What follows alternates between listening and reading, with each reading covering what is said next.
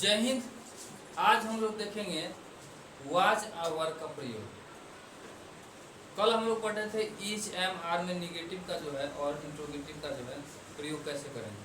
तो देखो जो नहीं आता है उसके लिए तो फिर हमारा कोई जवाबदेही नहीं है कि हम सबको कहते हैं कि रेगुलर जो है क्लास करो। रेगुलर क्लास करेगा तो तुमको ही बेनिफिट मिलेगा। अब बार बार एक ही चीज़ को जो है रिपीट करना ठीक नहीं लगता है, इसलिए कहते तुम लोग जो है रेगुलर आया करो। अब बहाना इतना रहता है, क्या करें बताओ। अब फिर कल जो पढ़ाए हैं जो नहीं आया उसका तो क्लास गया। 2 घंटा टाइम निकाल करके जो तुम लोग जो है अपने लिए, क्योंकि देखो सब कुछ तो जो करते हो उसमें सबका शेयर होता है, लेकिन तुम्हारे पास जो शिक्षा आता है उसमें कोई शेयर नहीं होता, तुम्हारा पर्सनल है, खास है। इससे बड़ा कोई संपत्ति नहीं होता है। इसीलिए अपने लिए, दुनिया के लिए तुम जो भी कर लो, लेकिन अपने लिए कम से कम 2 घंटा 3 घंटा टाइम निकालो। पढ़ लोगे तो तुम्हारे लिए अच्छा रहेगा। कोई बहाना मत बनाओ, समझ गया। तो बैक का जो क्लास है उसमें बीच बीच में हम बता देंगे, समझ गया। लेकिन यही कहेंगे सब कुछ रेगुलर रहो। तो वाज और वर्ग का प्रयोग देखते हैं। वाज और वर्ग, समझ गया। वाज मीन्स था और वर्ग मीन्स होता है थे, समझ गया। वाज मीन्स था और वर्ग मीन्स थे। बात कम करो थोड़ा सा, समझ गए। बार बार कहते हैं जी बात करने के लिए बहुत टाइम बचा हुआ है। आराम से जब छुट्टी मिलेगा ना, वहाँ पे खड़ा होकर के 2 घंटा कुर्सी ले लेना, वहाँ पे लगा देंगे कुर्सी, 2-4 घंटा बैठना, वहाँ पे बात करना, समझ गया। अभी पढ़ लो। वाज और वर्ग का जो है प्रयोग किस रूप में सेंटेंस रहेगा तो किया जाएगा। वाज मीन्स होता है था और वर्ग मीन्स होता है थे। कोई स्टूडेंट जो इसको वियर भी पढ़ता है, समझ गया। लेकिन ये जो है उच्चारण गलत है, वियर का वर होता है, वाच वर, समझ गया। तो पढ़ते हैं तो सही उच्चारण हो। अब कैसा सेंटेंस होगा, तो सबसे पहले वाज वर्ग का प्रयोग जो है एक तो पास्ट कंटिन्यूअस के लिए किया जाता है। वाज वर्ग का प्रयोग जो है पास्ट कंटिन्यूअस टेंस में किया जाता है, हेल्पिंग वर्ब के रूप में। लेकिन यहाँ पे हम लोग हेल्पिंग वर्ब नहीं पढ़ने वाले हैं, हम लोग मेन वर्ब के रूप में पढ़ने वाले हैं। मेन वर्ब के रूप में कैसे जो है वाज और वर्ग का प्रयोग किया जाता है। और मेन वर्ब और हेल्पिंग वर्ब क्या होता है, तो मेन वर्ब वह होता है जो काम को करता हो, समझ गया। लेकिन यहाँ करने का जो है तुमको माने जो सिलसिला है ये छुपा हुआ रहता है। तो इसको कैसे पहचानेंगे, तो इसको पहचानने का तरीका है जो वर्ब अगर किसी भी सेंटेंस में नहीं दिया हुआ है, जो मुख्य वर्ब होता है वो नहीं दिया हुआ है, तब जो है था थे थी जो होता है वह मेन वर्ब के रूप में काम करता है, समझ गया। जैसे देखते हैं, मैं एक विद्यार्थी था। मैं एक विद्यार्थी था। अब इससे ये पता चलता है जो आज के बारे में नहीं, हम पहले की बात कर रहे थे, जो हम भी कभी स्टूडेंट थे, यही ना बता रहे हैं। अगर ये बताते जो अगर यहाँ पे है रहता तो हम प्रेजेंट में स्टूडेंट है, क्योंकि ह का प्रयोग जो है प्रेजेंट के लिए किया जाता है और थ का प्रयोग जो है पास्ट के लिए किया जाता है। बस थ में आकार हस्तिकार का कोई मात्रा लगा दे, ह में आकार हस्तिकार का कोई मात्रा लगा दे। लेकिन ह का जो प्रयोग है प्रेजेंट के लिए, मीन्स वर्तमान के लिए, माने जो काम जो है वर्तमान में हो रहा है। वर्तमान कहे तो अभी इस समय अगर कोई काम हो रहा है, चाहे करते हो, तब जो है ह का प्रयोग होता है।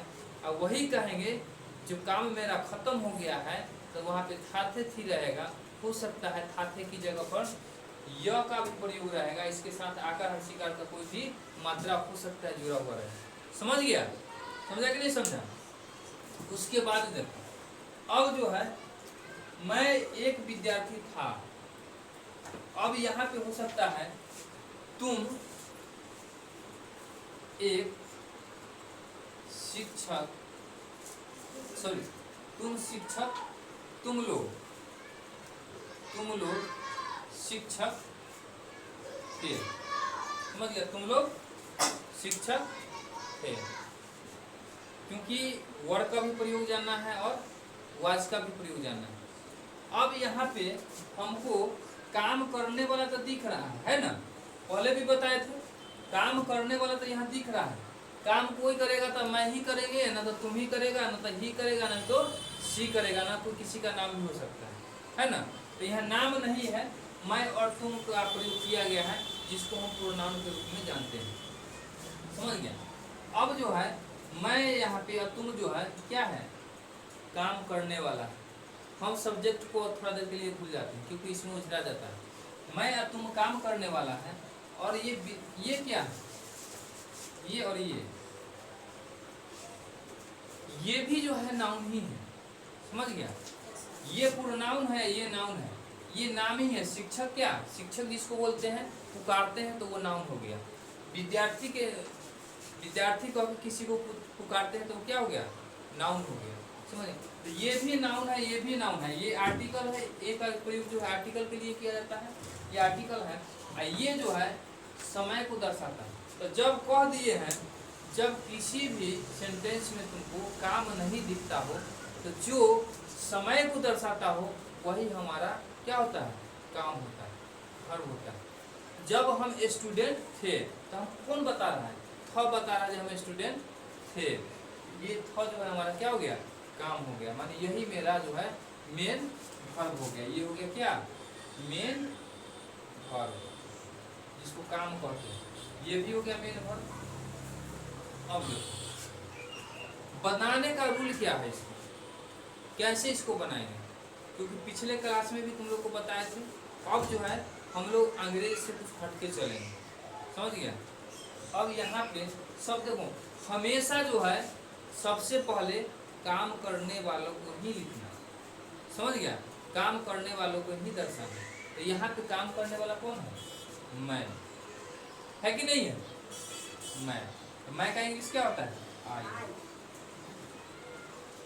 उसके बाद कल बताए थे एक इधर से लिखना तो एक इधर से लिखना, बताए थे कि नहीं बताया, इधर से लिख लिए तब इधर से लिखते तो था का इंग्लिश क्या होता है, वाज, समझ गया। हमको रूल से अब गोली मार, रूल को छोड़िए दो, भूल जाओ। हम जो है रूल पढ़ते पढ़ते जो है पंडित हो गए, लेकिन हमको आज तक ट्रांसलेशन बनाने नहीं आया, ऐसा है कि नहीं है। तो रूल छोड़ दो, एक बार इधर से लिख दो इंग्लिश जिसका जो है, एक बार इधर से लिख दो, इधर से लिख दिए आई और इधर से लिख दिए वाज, फिर इधर से लिख दो और उसके बाद फिर इधर से लिख दो,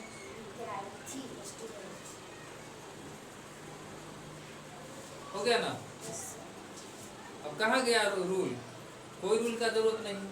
उसी तरह यहाँ तुम लोग का क्या होता है, यू। अब एक बार इधर से लिख दो, यू के साथ क्या होगा, वर्ड, और उसके बाद क्या,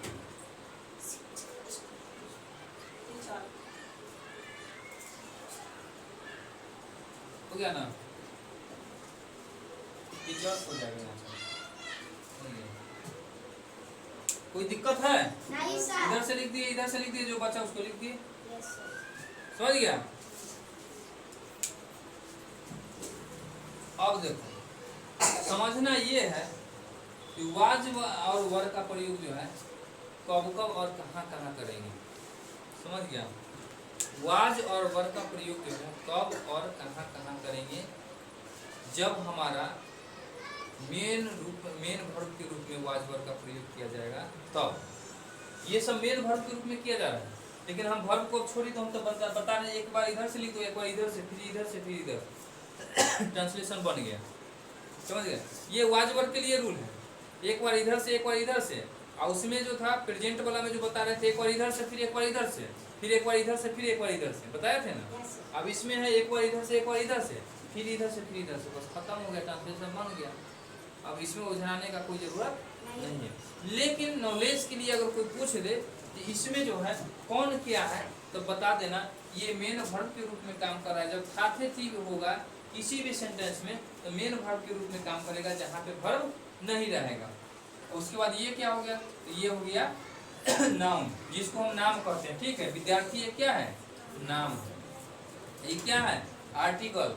आर्टिकल का प्रयोग ए नहीं, ए एंड दी का जो प्रयोग करते हैं वो ये आर्टिकल के रूप में हो गया। मैं क्या हो गया, प्रोनाउन हो गया। समझिए, जानने माने पहचानने के लिए। अब प्रोनाउन उसके कहते हैं जो नाउन के बदले लिखा जाता है। अगर यहाँ पे कि कोई नाम रहता तो मैं का यूज नहीं करते। यहाँ पे अगर तुम लोग रहता तो यहाँ पे तुम लोग है, यहाँ पे कोई नाम रहता तो तुम लोग का यूज नहीं करते। तो नामे के बदले नहीं यहाँ पे यूज किया गया है। तो यहाँ पे जो है नाम के बदले जो यूज किया था उसको प्रोनाउन बोलते हैं। समझ गया। अब बात आता है, थोड़ा सा रुको इसको मिटा देते हैं। उतार लो।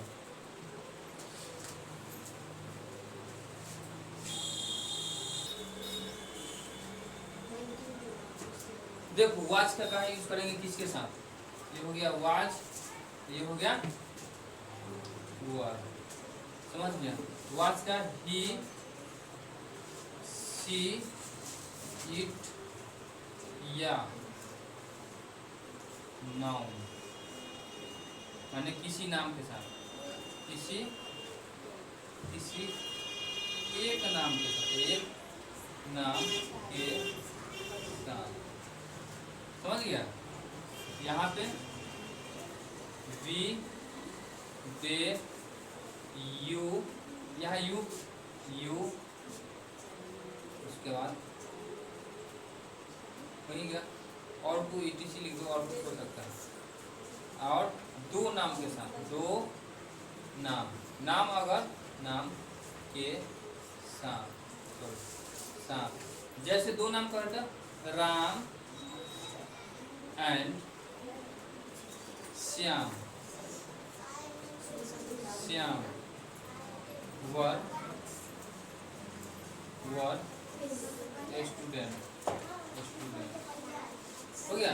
ये जैसे ये दो नाम लिखे यहाँ पे, दो नाम के साथ, इसीलिए समझाने के लिए यहाँ लिख दिए हैं Ram and Shyam were student. क्योंकि यहाँ पे किसी एक नाम के साथ, यहाँ पे दो नाम रहेगा तब भी वर का यूज करेंगे। समझ गया। एक नाम रहेगा तो वाज का यूज होगा, दो नाम एक साथ रहेगा एंड लगा करके। समझ गया।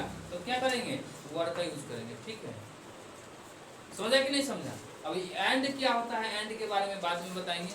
एंड जोड़ने का काम करता है। जोड़ने का काम कौन करता है, इसके बारे में एक ही दिन में जो है तुम लोग को बाउंस कर जाता है। थोड़ा थोड़ा समझना। ठीक है, थोड़ा थोड़ा समझो।